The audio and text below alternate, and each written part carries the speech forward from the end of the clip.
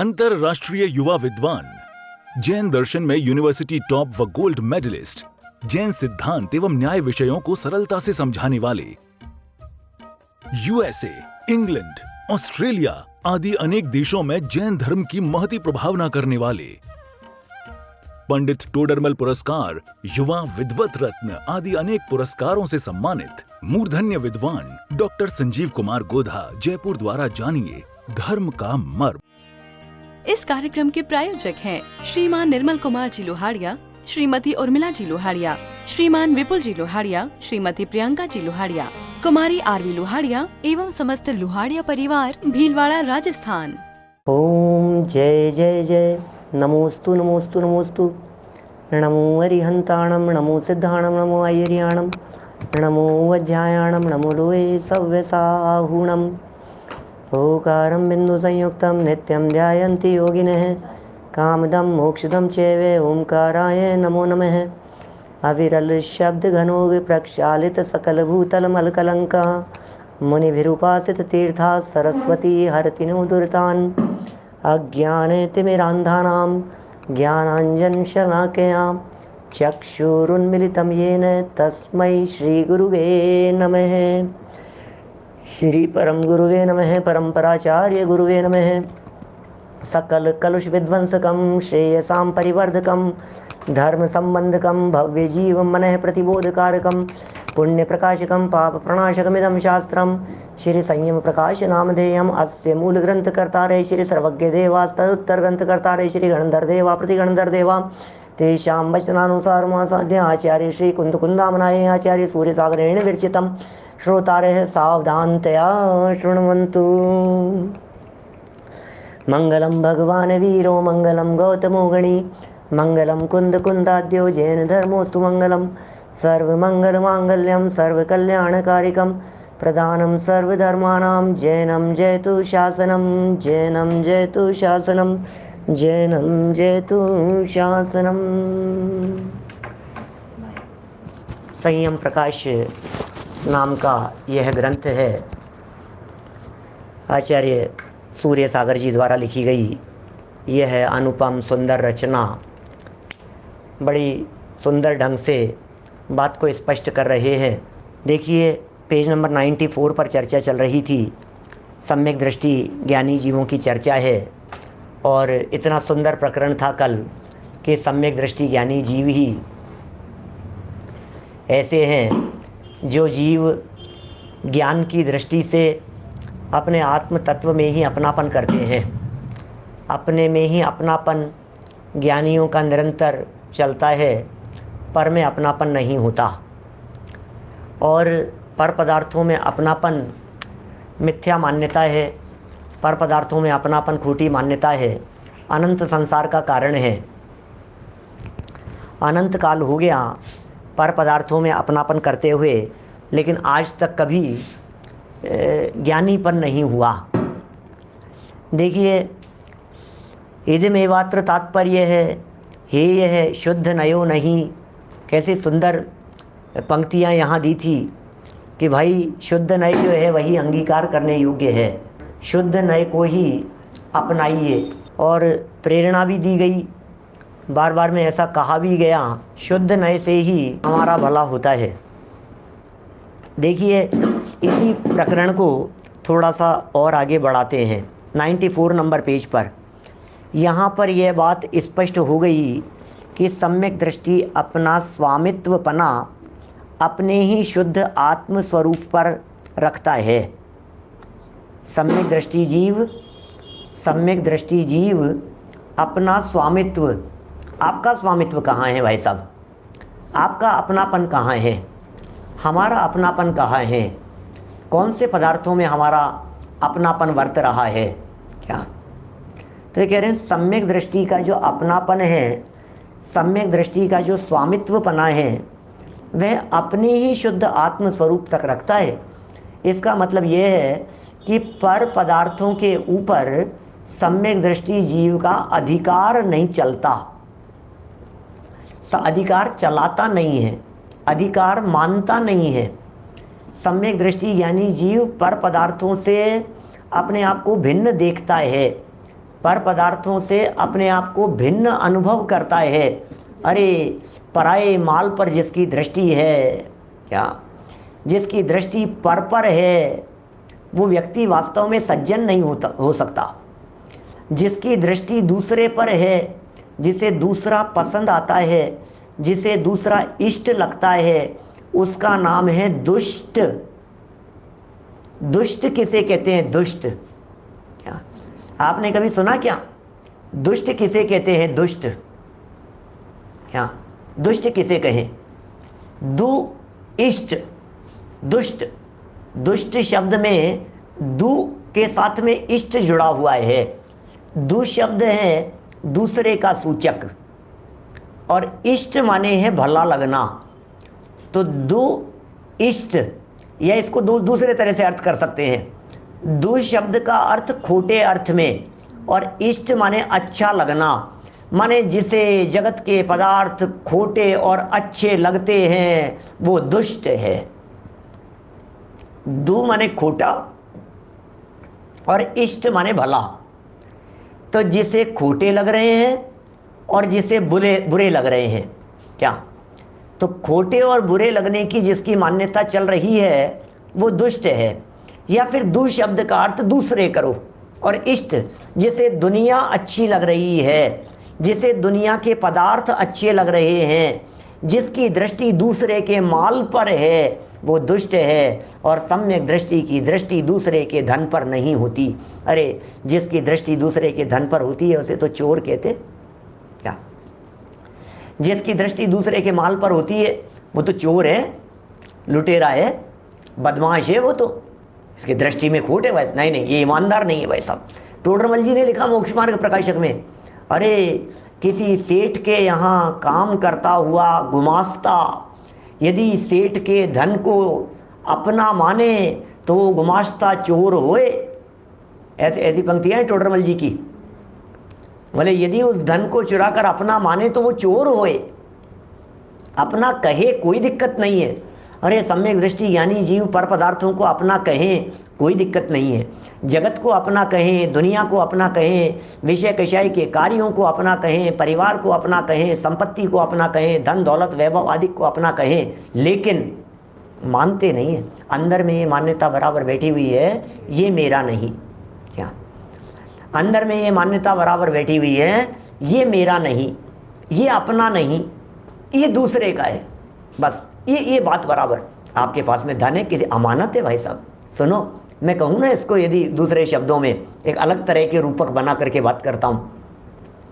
आपके पास में जो कुछ भी है, संजीव जी, सुशील जी साहब, जो कुछ भी आपके पास में है ये किसी और की अमानत है। कि साहब क्या बात कर रहे हो साहब, मेरी संपत्ति है, मेरी प्रॉपर्टी है। क्या आप ऐसा कैसे बोल रहे हो पंडित जी, किसी और की अमानत है? क्या नहीं, सुनो मेरी बात तो सुनो अभी पूरी अच्छी तरह से। एक वेदनीय कर्म नाम का साहूकार था। क्या एक अघातिया कर्म नाम के साहूकार थे, और उन साहूकारों ने आपको सज्जन पुरुष जानकर अपनी अमानत आपके पास में धरवा दी। महावीर जी पटवारी साहब, अपनी अमानत आपके पास धरवा दी। किसने? साता वेदनीय ने, असाता वेदनीय ने, आयु ने, नाम ने, गोत्र ने, इन कर्मों ने अपनी अमानत आपके पास में धरवाई और ये कहा, सुनो भैया तुम इसको संभाल करके रखना। कि साहब आप मुझे दे रहे हो? कि मैं दे नहीं रहा हूँ, आपको वापरने के लिए दे रहा हूँ। गुजरातियों को वापरने के लिए, बरतने के लिए, यूज़ करने के लिए दे रहा हूँ। You can use it. आप इन सब चीज़ों को यूज में ले सकते हो, अपनी जैसे यूज में लेना। लेकिन एक बात ध्यान रखना, जिस दिन मुझे ज़रूरत हुई उस दिन मैं विदाउट एनी प्री इंफॉर्मेशन, क्या पूर्व सूचना के बिना कभी भी आऊँगा और आकर के ले जाऊँगा। ये बात समझ लेना आप। तो संजय जी भाई साहब क्या हुआ, हमारे पास में ये दांत है ना, ये नाम कर्म की अमानत है। एक व्यक्ति सड़क पर चलता चलता गिर गया। क्या और जब गिर गया तो एक दांत टूट गया। क्या? अब उसका एक दांत टूट गया तो रोने लगा। हम उधर से गुजर रहे थे और हमने, भैया क्यों रो रहा है? कि मेरा दांत टूट गया। तो हमने उसे समझाया कि सुन, ये जिसकी अमानत थी, शुक्र कर कि वो एक ही ले गया है। वो चाहता तो बिना इंफॉर्मेशन के पूरी 32 ही ले जा सकता था। क्या? सब कुछ जा सकते थे। आपकी गाड़ी चले गई, आपका बंगला चला गया, आपका ये चला गया, वो चला गया, सर के बाल चले गए, आंखें चले गई, कान खराब हो गए, किडनी चले गई, हार्ट की प्रॉब्लम हो गई, पत्नी चले गई, बच्चा चला गया, माँ बाप चले गए, भाई बहन चले गए, मकान की दीवार चली गई, टूट गई, टीवी खराब हो गया, गाड़ी चले गई। कौन ले गया भाई साहब? कौन ले गया ये बताओ तो सही, कौन लेकर के गया है? सुनो, जिसने दिया था ना वही ले गया। कि दिया किसने था? कि कर्म ने। तो ले गया कौन? कि वही ले गया, कर्म जिसका था। अब चक्कर क्या हो रहा था? तकलीफ का कारण क्या है? कि हमने उसके द्वारा जो अमानती सामान हमारे पास में था, हमने इसे मान लिया अपना, हमने इस पर अधिकार जमा लिया अपना। अब हमने तो इस पर अधिकार जमा लिया और वो तो बेचारा ईमानदारी से आया था। क्या और कह सकता हूँ मैं इसमें थोड़ी अलग तरह से बात? मैं ये कह सकता हूँ कि उसने बराबर बाकायदा जो जो वस्तु आपको समलाई थी उनके ऊपर डेट डाल रखी थी कि ये चीज़ इतनी तारीख तक आपके पास में, उसके बाद में ले जाया जाएगा। दांत कब तक रहेंगे मुंह में? क्या? आंखों पर ये वाला चश्मा कब तक रहेगा और दूसरा कब आएगा? बोलो। आपकी एक एक चीज, ये कुर्ता कब तक रहेगा? सबके ऊपर जिस कर्म ने उदय में आकर के ये व्यवस्था प्रदान की और हमें अमानती रूप से प्रदान किया, उसने बराबर डेट सब नोट है और वो बराबर उसका टाइम पीरियड पूरा हुआ।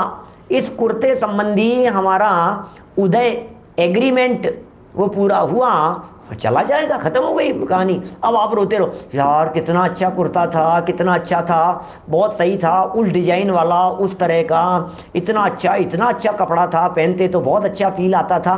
खत्म है, क्या गया? जिसका था वो ले गया, तो रोता क्यों है? अब रोने का कारण एकमात्र ये है कि जो अपना नहीं उसके अपनेपन में काल बीत रहा है, ये रोने का कारण है बस।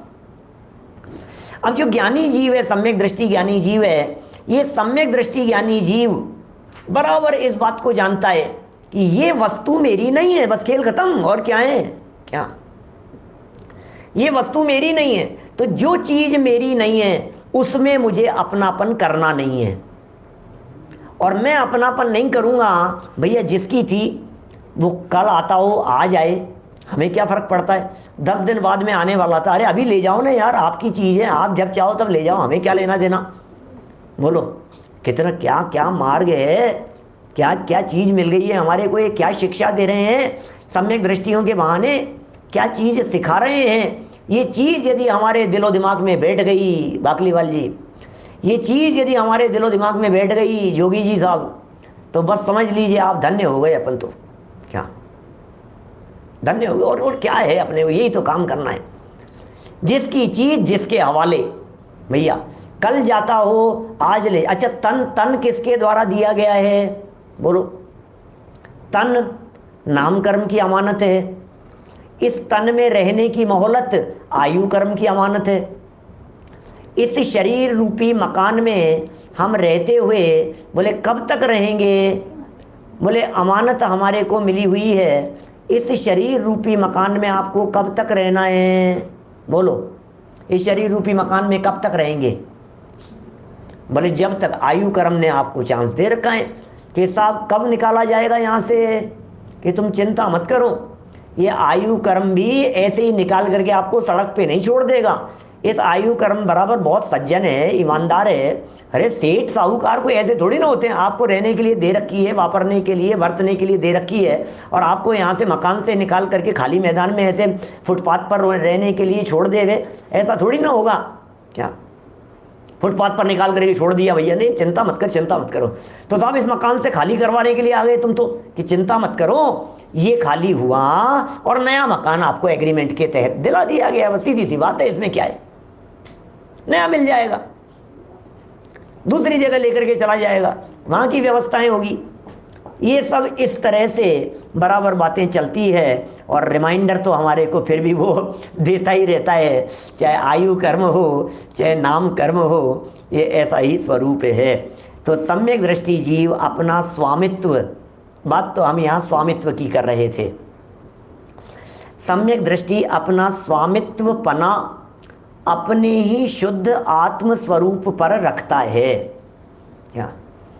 अपने में अपनापन रखता है, अपने स्वामित्व अपने पर रखता है, तभी वह अपनी शुद्ध परिणति का कर्तव्य भोगता होता है।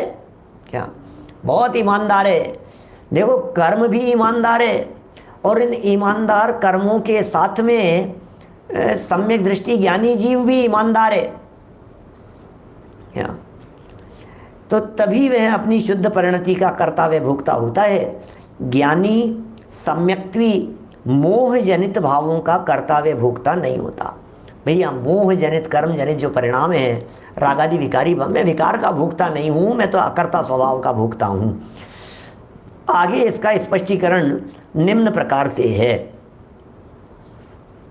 13, 12 और 14 नंबर का ये श्लोक यहाँ प्रस्तुत किया है। ब्रैकेट में समय सार लिखा गया है। इसमें ये समय सार का श्लोक है नहीं।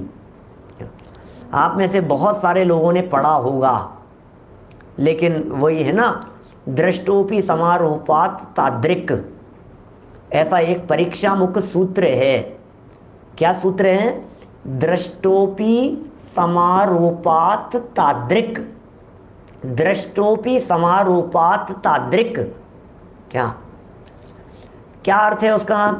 कि देखा हुआ भी समारोपात तादृक्, माने देखा हुआ भी काल बीत जाने पर, समय बीत जाने पर बिना देखे जैसा हो जाता है। क्या बोलो? देखा हुआ भी, काल का अंतराल पड़ गया ना, आप किसी जगह पर गए थे और 2, 5, 10 साल गए नहीं, फिर 10-15 साल बाद में दोबारा गए, तो कुछ कुछ देखा हुआ तो लग रहा है यहीं आए थे, पता नहीं, मैं तो कभी नहीं आया यहाँ पे, मैं तो इनसे कभी मिला नहीं। चेहरे भूल जाते हैं भाई साहब, क्या करो जिग्नेश भाई, इतनी बड़ी समस्या है हमारी, तो हमारा बहुत क्षयोक्षम कमजोर जैसा लगता है, कभी कभी तो इतना कमजोर जैसा लगता है, चेहरे याद नहीं रहते। सामने वाला व्यक्ति आकर के हमसे पूछता है, पंडित जी जय जिनेंद्र, हमने कहा जय जिनेंद्र, बोले पंडित जी पहचाना नहीं। तो क्या कहें भाऊजी, यार आप ही बता दो आप कहाँ से हो, क्या बताएं कहाँ से, पता नहीं। रिंकेश भाई बोलो, आपको तो नहीं भूलेंगे, ठीक है ना, लेकिन क्या करें, सब क्षयोक्षम जो है ना हमारा स्थिति, और कितना कभी किससे मिले कभी किससे मिले, कोई हमसे कोई बराबर टच में रहे तब तो बराबर ख्याल में आती है बात। हजारों लोगों से मिलते हैं, अभी तो 1.5 साल से तो कम बिल्कुल बंद हो गया, लेकिन साल में कम से कम 1000 लाख लोगों से तो मिलते होंगे, मैं मजाक नहीं कर रहा। साल भर में 40-50 कार्यक्रम होते थे, जगह जगह जा करके, गांव गांव में, देश देश में, दुनिया भर में, सब जगह पर कितने कितने लोगों से कहाँ से कहाँ टकराते थे, पंचकल्याणकों में, आयोजनों में, विधानों में, पंडित जी जय जिनेंद्र, पंडित जी जय, कैसे बताएं बोलो। अब ये कह रहे हैं यहाँ पर, मैं क्यों कही मैंने ये बात मेरे लिए तो कही है, मैंने ये बात आप लोगों के लिए भी कही है। अब आप नहीं समझ पाए होंगे उल्लास भाई, इसलिए नहीं समझ पाए। पहले कलश पढ़ता हूँ, ये पंक्तियाँ पढ़ता हूँ, नीचे के श्लोक पढ़ता हूँ, फिर देखेंगे जरा। 13, 12 और 14। परिणममानस्य चित्तश्च चिदात्मकै स्वयमपि स्वकैर्भावै भवति निमित्तमात्रं पौद्गलिकं कर्म तस्यापि जीवकृतं परिणामं निमित्तमात्रं प्रपद्य पुनरन्ये स्वयमेव परिणमन्ते त्रिपुद्गलाः कर्म भावेन एवमयं कर्म कृतेर् भावे रसमाहितोऽपि योक्त इव प्रतिभाति बालिशानां प्रतिभासः स खलु भव बीजम। क्या बोलो, क्या करें, क्या करें? समझ कभी पढ़ी है आपने, कभी सुनी है लाइनें? नहीं पढ़ी, हमने तो कभी नहीं सुनी, हमने नहीं सुनी। लिखा है समय सार का नहीं है, पुरुषार्थ सिद्धि उपाय का 12, 13, 14 नंबर का श्लोक है। क्या राजीव जी? पुरुषार्थ सिद्धि उपाय का 12 नंबर 13 नंबर का श्लोक, पुरुषार्थ सिद्धि उपाय का 12 नंबर का श्लोक, पुरुषार्थ सिद्धि उपाय का 14 नंबर का श्लोक है। कान में जब पंक्तियां पढ़ती हैं तो ऐसा लगता है कि यार ये पंक्तियां यार कहाँ, समय सार की गाथाएं तो है नहीं। क्या समय सार का अनुवाद भी नहीं है, समय सार कलश भी नहीं है। ये पंक्तियां आखिर है कहाँ की? ये पंक्तियां आखिर हमने पढ़ी है क्या कहीं? लिखा तो समय सार ही है, मिसप्रिंट है, क्या कह सकते हैं, अशुद्धता है, सुधरेगा। अब ये अपने इतने फास्ट में महीने भर में संयम प्रकाश के 3 एडिशन निकल गए, लेकिन गलतियां तो अब पकड़ में आ रही है। अब तो छपेगा ही नहीं। अब क्यों छपेगा? अभी तो कहाँ ज़रूरत पड़ेगी अब तो। लेकिन आप लोग अपनी अपनी पुस्तकों में ज़रूर सुधार लेवें, जिससे कि ये आगे की प्रतियों के लिए भी हो जाए, और आपकी खुद की पर्सनल प्रति में भी आप कभी इसे पढ़ें तो आप समय सार में तलाशें तो आपको ना मिले तो आपको शंका ना हो, इसलिए आप इसको सुधार लेवें, है ना। देखिए अर्थ, यद्यपि यह आत्मा अपने चैतन्यमय रागादि भावों से आप ही परिणमन करता है। ओह देखना, बड़े गजब बात, कुछ अजब गजब की कहना चाह रहे हैं। यद्यपि यह आत्मा अपने चैतन्यमय रागादि भावों से स्वयं परिणमन कर रहा है, तथापि उन भावों में पुद्गल कर्मों का बलवान उदय निमित्त है। क्या ख्याल में आ रही है बात? तथापि उन भावों में पुद्गल कर्मों का उदय, बलवान उदय निमित्त है। सलील जी भाई साहब, यद्यपि जीव के भाव तो खुद के ही हैं, राग भाव, कषाय भाव, विकार भाव जो भी है सब इस जीव के खुद के ही हैं, स्वयं का किया धरा है, लेकिन उसके बावजूद भी ये कह रहे हैं पुद्गल कर्मों का बलवान उदय निमित्त बनता है। हो, कर्म का बलवान उदय है, कर्म का तीव्र उदय है, कर्म का पावर है भाई साहब। वो आप चाह करके भी कभी कभी अपने गुस्से को कंट्रोल नहीं कर पाते, ऐसा तीव्र उदय आता है, ऐसा उछाल आता है कर्म के उदय का, आपा खो जाता है। ऐसा कर्म के उदय की परिस्थिति बनती है, आपका बस नहीं चलता है। ओहो भाई साहब, समाधि मरण और संलेखना कराने के लिए 40-40 मुनिराज आसपास में बैठ करके आचार्य के निर्देशन में वो समाधिस्थ मुनिराज की संलेखना के लिए बैठे हुए हैं, समझा रहे हैं, संबोधन कर रहे हैं। शरीर में इतनी वेदनाएं, तन में इतनी वेदनाएं कि परिणामों की स्थिरता बड़ा कठिन कार्य दिखाई देता है। वो क्या करें, बड़ा कठिन कार्य दिखाई दे रहा है, लेकिन उसके बावजूद भी बोले उपदेश दे रहे हैं, अरे संभलेंगे परिणाम, सुधरेंगे परिणाम। ये कह रहे हैं उदय तीव्र है भैया, कोई बात नहीं, उदय को अपना काम करने दो। अच्छा, एक बात तो ये हो गई, जीव के परिणाम स्वतंत्र थे और फिर भी उसमें उदय बलवान निमित्त था, ये तो एक मैटर हुआ। अब दूसरी बात कह रहे हैं, इसी प्रकार जीव के अशुद्ध भावों का निमित्त पाकर, जीव के अशुद्ध भाव बने निमित्त, उन अशुद्ध भावों का निमित्त पाकर नवीन पुद्गल कर्म स्वयं ही, फिर पॉइंट नोट करने योग्य, दिमाग में बैठाने योग्य, स्वयं ही इसका मतलब ऑटोमेटिक प्रोसेस, स्वयं ही इसका मतलब ऑटोमेटिक प्रक्रिया है। ये स्वयं ही सप्त कर्म रूप व अष्ट कर्म रूप परिणमन कर जाते हैं। इस कार्यक्रम के प्रायोजक हैं श्रीमान निर्मल कुमार जी लोहाड़िया, श्रीमती उर्मिला जी लोहाड़िया, श्रीमान विपुल जी लोहाड़िया, श्रीमती प्रियंका जी लोहाड़िया, कुमारी आरवी लोहाड़िया एवं समस्त लोहाड़िया परिवार भीलवाड़ा राजस्थान।